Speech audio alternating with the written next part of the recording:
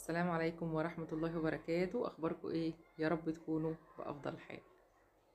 النهاردة يا أصدقائي هتكلم معاكم عن موضوع مهم جدا بالنسبة للأسرة، وهو الصمت العقابي. في أصدقائي نوعين من الصمت. أول نوع هو الصمت الإيجابي. الصمت الإيجابي ده اللي هو انتقاء الكلمات، إنه الناس بتختار الكلمات بتاعتها ما بين الأزواج عشان خاطر طول العشرة ما بينهم، وعشان خاطر يخلوا بالهم من بعض، وعشان خاطر ما يجرحوش بعض. ماشي. ده الصمت الإيجابي، إنه انتقاء الكلمات واختيارها، انتقاء الكلمات واختيارها عشان تطلع بشكل أفضل وبشكل كويس، بحيث إنه في عشرة ما بين الاتنين، عشان خاطر الاتنين محتاجين لبعض.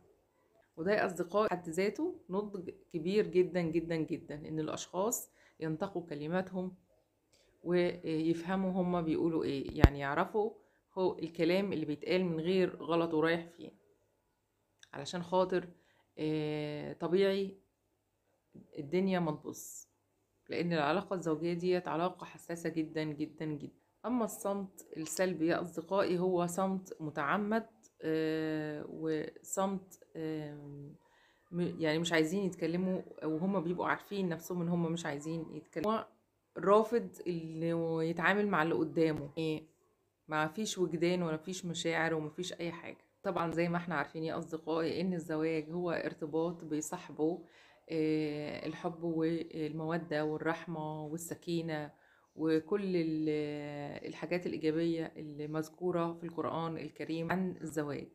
وزيها زي بقية أي علاقة من العلاقات الإنسانية من بره، أكيد بيحصل فيها وقت بيبقى فيه برود وفتور للعلاقة. طبيعي إنه لو حد من الطرفين خلاص كبر دماغه عن العلاقة دي، زي ما بنقولها كده، كبر دماغه عن العلاقة دي، بيحصل إيه؟ صمت. خلاص، الصمت دي هي المرحلة اللي ما بين اللي قبل الانفصال، الطلاق رسمي. يعني دي المرحلة، الصمت ده اللي خرس الزواجي، أو الصمت ده هو المرحلة اللي قبل مرحلة الطلاق. يعني دي آخر مرحلة، يجي بعدها مرحلة الطلاق. وهنا طبيعة الزوج طبعا ان هو ممكن ما يبقاش بيحب الكلام كتير، او عموما الرجالة عموما ما بتحبش الكلام الكتير، انما السيدة هي خلقت إنسانة بتسمع بودنها وتعرف بودنها وتحس بودنها. وطبيعي من سبب من أسباب الطلاق هو عدم النضج في العلاقة. حد من الطرفين ما بيبقاش ناضج،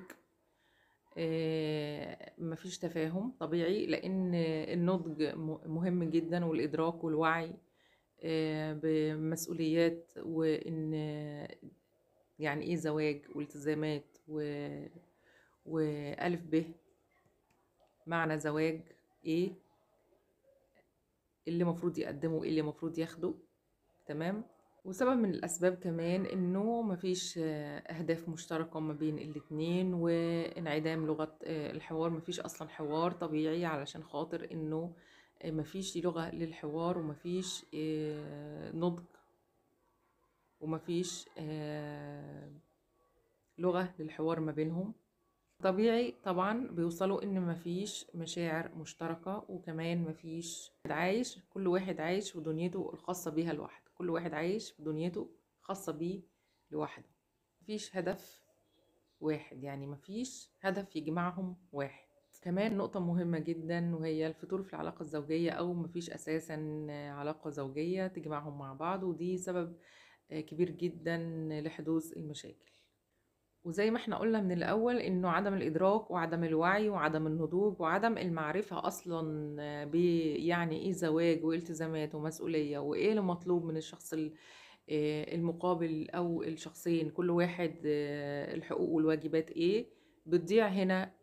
طبعا في النص العلاقة الزوجية طبعا مفيش أريحية في المعاملة، ومفيش نضج في العلاقة، ومفيش لغة حوار أصلا، علشان خاطر مفيش النضج ومفيش التفاهم ومفيش عدم تكافؤ، يبقى 100% مش هتمشي تمام العلاقة الزوجية. ومن هنا برضو يكون سبب الأسباب اللي فاتت دي في فتور العلاقة الزوجية اللي هي أساسا بتعد من أكتر حاجة تسبب مشاكل ما بين الزوجين. مقياس بقى الخرس الزواجي، ازاي ان احنا بنقيس الخرس الزواجي او وصل لحد فين. هنا بنخلي كل طرف يقعد لوحده وبيكتب كل المميزات اللي في الطرف التاني. نخلي كل طرف يكتب المميزات اللي في الطرف التاني. لو كل طرف كتب يعني مميزات كتير، هنقعد الاتنين مع بعض، يعني هنقعد الاتنين مع بعض ونبدأ نشوف المشكلة وتتحل. إنما لو إنه المميزات قليلة ما بين الطرفين، أصبح كل طرف يبقى فيه مميزات قليلة، هنقعد كل طرف لوحده ونبدأ نشتغل معاه لوحده، بحيث إنه الدنيا رايحة فين وجاية منين، وصلوا لحد فين في أي مرحلة من مراحل الصمت العقابي أو الخرس الزواجي، اللي هي المرحلة قبل الانفصال أو الطلاق. ازاي بقى يتحل الخرس الزواجي دوت قبل الطلاق ما بين الزوجين؟ تعالوا مع بعض نعرف ازاي يتحل. اول حاجة نذكرهم بالذكريات الحلوة اللي ما بينهم، يعني نشوف كل طرف ونذكره بالذكريات الحلوة اللي ما بينهم ايه هي، او يذكروا بعض بيها. كل طرف لازم يراعي مشاعر الطرف التاني ويخلي باله من الكلمة اللي بتطلع من بقه كويس جدا. ولازم يكون احنا بنتكلم عن الاشخاص الاسوياء اللي ما عندهمش اضطرابات نفسية، يعني احنا بنتكلم عن الاشخاص الاسوياء اللي هم اصلا مؤهلين للزواج وما عندهمش احتياجات كانت ناقصة عندهم، وبالتالي او بيعوضوا ده في انهم يأذوا الناس اللي معاهم. يعني ده طبعا قصة تانية، موضوع تاني، دي قصة تانية وموضوع تاني وليها علاجات تانية احنا ملناش دعوة بيها. بلاش التليفونات على طول الوقت، يعني تبقى قاعد او هي قاعده وماسكين التليفون على طول ال 24 ساعه في ال 24 ساعه، يعني انت خلصت شغلك او انت خلصتي شغلك روحتوا البيت، تمسكوش تليفونات قدام بعض ال 24 ساعه بعد الوقت اللي بتقعدوه مع بعض. لا، خصصوا ساعه واحده ان شاء الله، ساعه واحده تقعدوها مع بعض تناقشوا امور البيت واللي بيحصل في البيت. طبيعي علشان خاطر انه البيت ده مسؤولية والتزام وزي ما الزوجة مسؤولة، اكيد الزوج هو قائم على البيت ده، وهو رب البيت، لازم يكون مسؤول على كل كبيرة وصغيرة في البيت ده واللي بيحصل فيه. ولازم الزوجة تكون أمينة معاه وتبقى برضو توصل له كل حاجة بتحصل في البيت عنده، ولو في محتاج حاجة يشوف لها حلول او هي معاه، يشوفوا الدنيا ويظبطوها مع بعض. جددوا في الأنشطة اليومية اللي ما بينكم وما بين بعضكم وما بينكم وما بين الولاد. يعني ممكن تخرجوا مثلا يوم في الأسبوع، يوم مخصص ليكم تخرجوا مع بعض ساعة في أي مكان، ما بين فترة والتانية تتعشوا برا، تتمشوا مع بعض، يعني أي حاجة بسيطة، بحيث إنه تتفرجوا على مسلسل مع بعض، على حفلة مع بعض، يعني أي حاجة تجمعكم مع بعض. وطبيعي التقدير والاحترام بيجي في المرتبة الأولى ما بين الطرفين، ولازم كل من الطرفين يبقى فيه تقدير واحترام للطرف الآخر، مش طرف على حساب التاني، لا طبعا كده مش هيستمر كتير الزواج ده. لازم يكون الطرفين في التقدير والاحترام.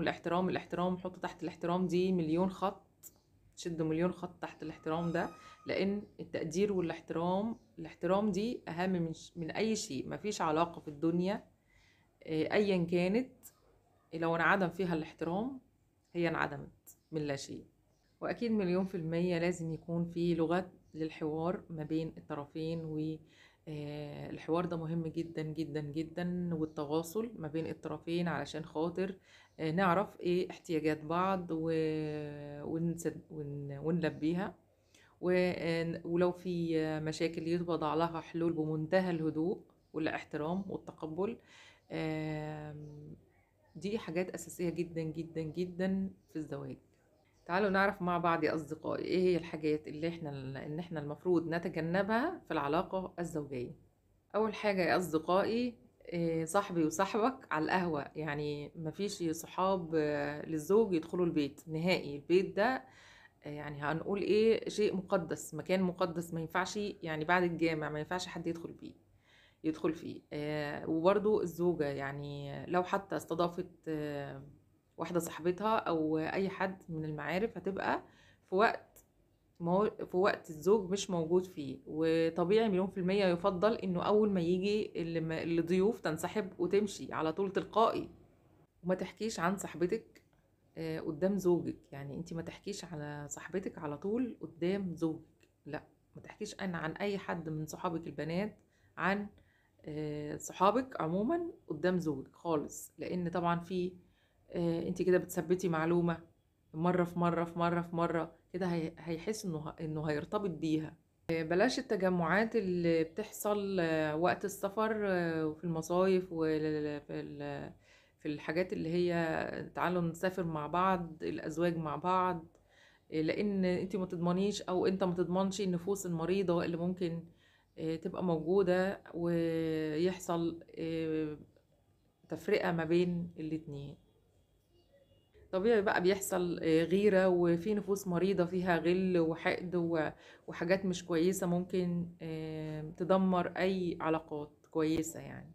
بلاش تسخروا من بعض قدام الناس، يعني قدام الناس بلاش تسخروا من بعض، أو إنه حد يجيب سيرة الطرف الآخر بكلام مش مقبول قدام الناس. يعني تربية الأولاد هي تربية مشتركة ما بين الأم والأب، ودور الأب مهم جدا جدا جدا في تربية الأولاد. ف اللي بيخلعوا ايديهم من تربية الولاد ومن كل حاجة بالنسبة ليهم، في الآخر هم خسرانين كتير جدا جدا جدا. أتمنى تكون الحلقة عجبتكم، سعيدة جدا بوقتي اللي قضيته معاكم، ويا رب انتوا كمان تكونوا سعداء بوقتكم اللي قضيتوه معايا. وكان معاكم دكتور مروة مصطفى، استشاري أسري زواجي. للاستشارات الخاصة هسيب لكم لينك الانستجرام في وصف الفيديو.